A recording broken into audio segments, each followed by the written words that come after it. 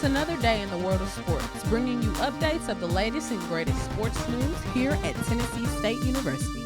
This is TSU Timeout.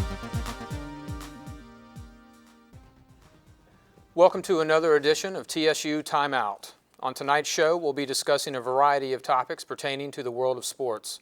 Spring has finally sprung, so that means we'll be touching on everything from professional golf, the end of the NBA regular season, and everything in between. We're also going to delve into some pretty controversial topics in our debate segment. Among them being the question, should athletes who take performance-enhancing drugs be allowed into the Hall of Fame? In addition to debate, we have a chance to sit down with another TSU athlete to ask him his opinion on the topics of the day as well. We have that and more on tonight's episode of TSU Timeout. In an update on our previous coverage of the new rule changes to speed up the pace of play in Major League Baseball, the Commissioner's Office has started doling out warnings to players who choose not to heed the new rules. As noted on our last episode, starting in May, the players will be monetarily fined. Regardless of anyone's position on the fines, the reality is the new rules are working. The average game time is down from 3 hours and 2 minutes to 2 hours and 52 minutes, matching the 10-minute drop in playing time found during this year's spring training games. MLB says they have sent 10 letters to players already, and they plan on instituting the $500 per incident fines every single time someone violates the rules, with no limit to how much a player can be fined, as approved by the Major League Baseball Players Association. Switching to basketball, the NCAA men's and women's basketball tournaments are now over, and shock is not the word to use in terms of who came out on top. On the men's side, Duke won their 5th national title under Coach K, and the first one since 2010. Coming back from a 40-39 deficit, clutch performances from probable one-and-done freshman Jaleel Okafor, Justice Winslow, and attorney's most outstanding player, Tyus Jones, helped outscore Wisconsin by 14 points in the final 13 minutes to secure the win. On the women's side, UConn took home their 3rd national title in a row with the win over Notre Dame, and now an astounding 10-for-10 in trips to title game under Gino Auriemma. The victory puts Auriemma on rarefied form. Also, as his 10th title ties legendary men's coach John Wooden, who many consider the best coach in the history of modern sports.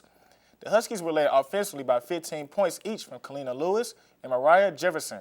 The stiffly defense Huskies relied upon all year didn't let them down in this game either, as no one except Notre Dame star Brianna Turner managed to score 12 points and overall Irish shot 33% from the field, including only 27% from three-point range. We turn our attention from college to the pros now, and what has become one of the more exciting NBA playoff races in recent memory, at least in the Western Conference. Having been the more dominant conference for quite some time now, it's yet again coming down to the wire as only one team in the West, the Portland Trail Blazers, has clinched their division. Home court advantage has not been wrapped up for anyone yet, and even though all but one spot has been secured in the playoffs, there are two teams, the New Orleans Pelicans and the Oklahoma City Thunder, fighting tooth and nail for that spot. In the Eastern Conference, the Atlanta Hawks were by far the best and most consistent team throughout the year, and they have a 9-game lead over the second-place team, the Cleveland Cavaliers. In terms of wrapping up all the 8 playoff spots in the East, only 6 spots are secure, and 3 teams, the Boston Celtics, Brooklyn Nets, and Indiana Pacers, all within 1 game of each other, have 2 games left to play. The playoffs start April 18th, and the finals start June 4th. In professional golf news, we learned this past weekend the torch has been passed and there may be a new tiger roaming the woods of Augusta, Georgia. 21-year-old Jordan Spieth won the 82nd Masters tournament in record fashion, tying the all-time tournament low, 18 under par, set by Tiger Woods in 1997. He has also set other records, including becoming the 2nd youngest player to win the green jacket. Woods still holds that record as well, doing it at an age only 230 days younger than Spieth. Spieth was also the first player since Raymond Floyd in 1976 to lead the tournament from start to finish, and the only other player to do it was Craig Wood all the way back in 1941, who has never let anyone closer than him to 3 shots the entire way. After the finale, Spieth quoted as saying, "This is arguably the greatest day of my life. To join Masters history and put my name on that trophy and to have that jacket forever is something that I can't fathom right now." Congratulations to Jordan, who is now the world's 2nd-ranked golfer behind 4-time major winner Rory McIlroy of Northern Ireland. Well, I guess that concludes the news portion of it. We're going to go ahead and go to the debate now. I know you're a part of the debate tonight. How you feeling going into it? I'm always confident going to the debate, man. All right. We'll see what Nigel and Guy have to say about that, I guess. Good luck in the debate. All right, thank you.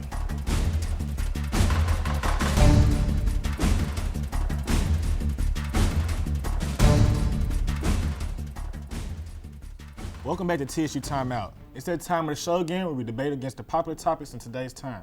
Our first topic is, should there be transfer restrictions on Division I athletes? Nigel, what do you think? You know, Alan, I really don't see a problem with the way things are now because I feel like with the student having to sit out 1 year, it would allow the student athlete to take the time and get acclimated to the new system, pick up their grades if need to, and just really better themselves, work on themselves. You? Well, I feel like there hasn't been a legitimate reason for them to have to sit out a year for the transfer. You can still get used to the school, everything like that without sitting out a year. You're still going to be doing everything just like you're dressing out on the court, dressing out on the field, except you're sitting out. Everything's going to be the same. Study hall, practice, you're still going to get a 5 a.m. with the rest of your team. Everything's going to be the same except you're not dressing out. I feel like it's a punishment for trying to better yourself, better your college career. I mean, but at the same time, those are how super teams are built up. You think just because they see another team doing well, they're going to want to transfer to their school because their team is not doing as well. Think about Kentucky compared to other schools in the NCAA men's basketball.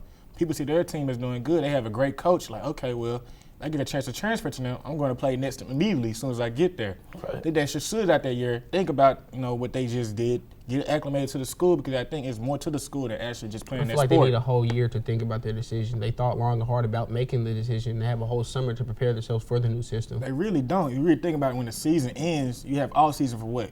3 months, and then you have summertime. Right. By then you have to complete transferring papers, do all this, transfer your transcript. So you're really not dedicating your time just to. 5 to 6 months is not a long time to prepare. You're with the team, you're with the coaches every day. I mean, who am I to decide for the athlete that 5 or 6 months is enough time to prepare? That's solely on the athlete, Well, if you're a college athlete, you should need 6-7 months to prepare yourself. That's even a long time. You don't need a whole year to sit out to prepare yourself for the upcoming season. What if you're not enjoying the team that you're on? You're going to say, I'm going to transfer to this team because I see they have a better chemistry, they're in a better location, they have a better coach. Whatever your reasons are to better your future. I feel like that 1 year is a proper punishment, not punishment per se, but just a proper restriction for the simple fact that it only is restricted on D1 schools. If a D2 player want to transfer to a different D2 school, he's automatically playing. But these Division I schools have stuff like sponsors and money and just getting acclimated with the whole student himself. I feel like unless it's disciplinary reasons, you shouldn't have to be a restriction. I mean, these are not NFL players or NBA players. This is not an actual trade. You know what I'm saying? Right. These are actually players college students moving from a different state or a different city to play with a whole different team. You talk about a punishment. I mean, if it's a punishment for the player, think of it, it's a punishment for the coach as well because he might have recruited you for a certain scheme and got certain players around you. You need a whole year to prepare. You're going to be with them every single day. Everything's going to be the same just like you're dressing out. You're still going to practice. You're still going to do study hall. Everything with the team except you're not dressing out. Everything's the same, just like you're playing. Everything's the same.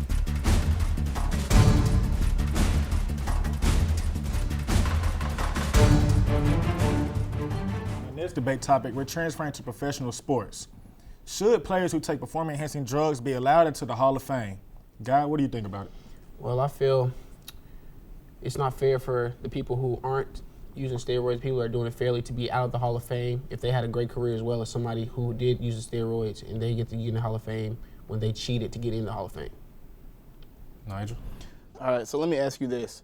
That with there being so many people in the Hall of Fame, you don't know who's on them, who's not. You don't think it's fair for the athletes that have gotten in, who may have been on steroids, that hold the plaque, and then to deny the athlete who was on steroids that came forward and said, hey, I was on steroids. You don't think that's unfair that they can't get in the Hall of Fame who did break certain let's records? Look at it like this. Everything is a ballot when you're entering the Hall of Fame. If you're kept out and you did it the fair way and I got in using steroids, how would you look at it? What would be your excuse for not getting in? It wasn't my time. I got to wait till next year. I mean, at the end of the day, stats are stats. And Barry Bonds still has the record for most home runs. When we think of Barry Bonds now, I think of home runs. That's what I think about. His steroid situation overpowers what he done. It overpowers. When you think of Barry Bonds now, you think he used steroids. That's what he's known for now. But it wasn't like a whole career thing. Of course it wasn't a whole career thing. Like A-Rod, he took steroids when he was with the Texas Rangers. He's been with the Yankees for how long? And the simple fact is, he just got caught up with the whole steroid It allegation. doesn't matter when you get caught. That doesn't make it right. That's not saying, hey. I mean, but today's favorite players, all of them seem like they've been taking steroids. You don't know who's on them and who's not. That's a positive thing? I mean, they take anonymous tests. That's how A-Rod got caught on an anonymous test when they said, "Oh, we just want you to take this test," and they got leaked. So without comprehensive evidence, it's going to be the Hall of Fame ballot is going to be based on post-game interviews. It's ridiculous. Yeah, of course. Okay. So basically, what y'all are saying is use steroids if you can't get caught. So if I scored the most touchdowns ever and I took steroids, I can't get in the Hall of Fame because I took steroids for my starting 2 seasons. That still helped you get to that, make the most touchdowns of that season. That still helped you get there. You got these athletes who have doctors in their ears like, okay, well, they don't know that stuff is illegal. They're grown men. I mean, the Hall of Fame is based off of great players and not great men. You have to look at the stats, what they accomplished on the field. What happened off the field, I don't condone it. I'm not saying that. But, like Alan said, your stats are stats. So if you got kept out of the Hall of Fame and you were fair and I cheated, how would you feel? I'm optimistic. Maybe next year. Maybe I'll get in next year. So what if you never get in and I got in the time you were supposed to get in and I cheated and you did it fairly? There's a next year after that. I'm going to wait my turn. I congratulate the athletes who done it naturally, did it the right way, but at the same time, don't down those who... You don't lose any credentials for anybody who done it the wrong way. At the end of the day, steroids is going to worsen that person's body, so that's their own personal choice if they decide to take those steroids. It doesn't even always mess your body up. It does.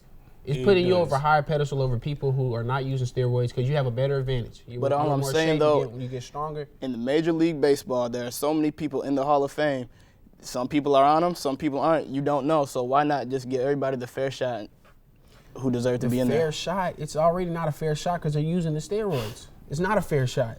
Well, that wraps up the debate segment. Coming up, we have our TSU Athlete of the Week, and we're going to get his take on this big topic.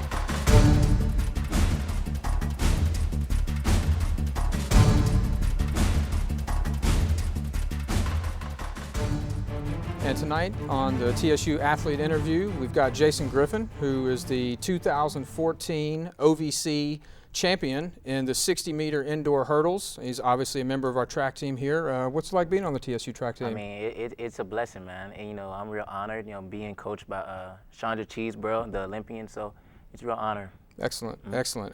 You heard the boys debating the performance-enhancing drugs tonight. I'm gonna ask you about that a little bit, if you don't mind. Justin Gatlin, Marion Jones, just to name a couple pros that have been either banned for life or banned for a couple of years. What do you think? Should they make the Hall of Fame? On a personal level, no, I don't think so. Justin Gatlin, maybe, because he's on a comeback. He was taking drugs, but he's proven himself clean now. So he's on the rise. So he's proven himself. So I believe if he continues to prove himself clean, yes, he should make it. Marion Jones, no, she personally came out herself, so on her, I don't think she should. All right. So Gatlin, basically because he's come out, admitted it, he stayed clean for a while, proven himself, so he needs a second chance, is what you're saying. Okay, fair enough. How about on a personal level? You told me that you had a hamstring injury. I know you were able to compete in your first meet just this past weekend for this track season.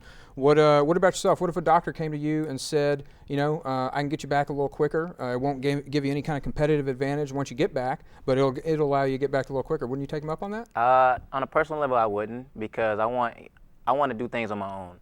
I want to let my body heal on its own, do my own thing with my coaches and my strength coaches, what they have me do to get me better, get me out there running again. So I would say no on his offer, honestly. Okay. Well, I guess that'll wrap up the interview tonight, Jason. Again, thank you so much for coming out. I really appreciate it. I know you're really busy schedule, so we do thank you for taking time out to come and talk to us. Thank you very much. And for anyone that's looking for more information on Jason or the track team or any other sport, you can go to www.tsutigers.com. You can also look us up on our YouTube channel at TSU TSPN.